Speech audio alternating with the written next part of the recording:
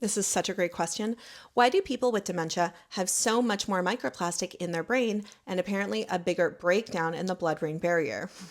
I am so glad that you asked because I love talking about this. I did a video on this study that came out recently that really goes into it succinctly that I want to share. This study looked at people in a memory clinic that might potentially have Alzheimer's, okay? And they found that people that regularly consumed bottled water, more so than any other factor in their life, had the worst cognitive decline versus anyone else. And so this is showing that putting a lot of microplastics in your body by drinking bottled water accelerated cognitive decline, leading further exacerbating their onset of Alzheimer's. Yikes. But they talked about the mechanisms. So there's a number of factors that can start wearing down the blood-brain barrier. One of those things is age. Another one of those things is inflammation. So there may be some kind of inciting incident that causes that inflammation. That inflammation might have been caused from a traumatic brain injury. Perhaps they already have a biomarker for Alzheimer's, right? Another one might just be an ingestion of lots of microplastics.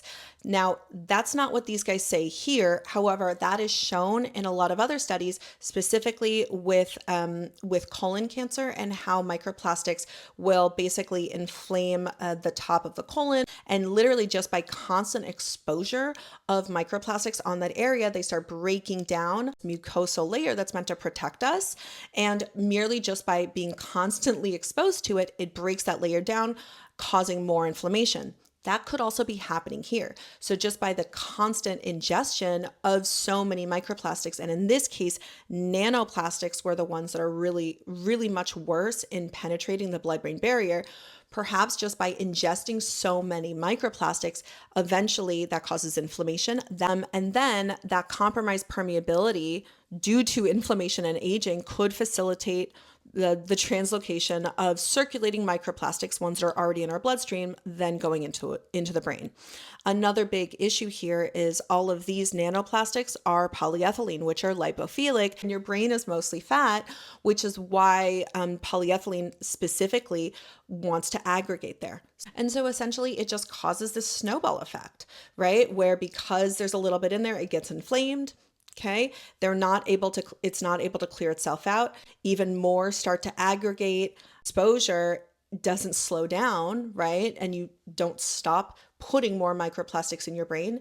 They will just continue to clump up. So that really is what it looks like.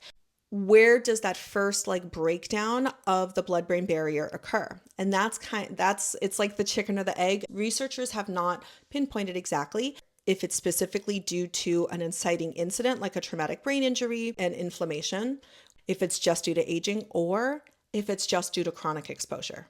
What we know is that as soon as that tissue does become a little bit inflamed, that's when the nanoplastics are really going to get in there and really start aggregating and collecting.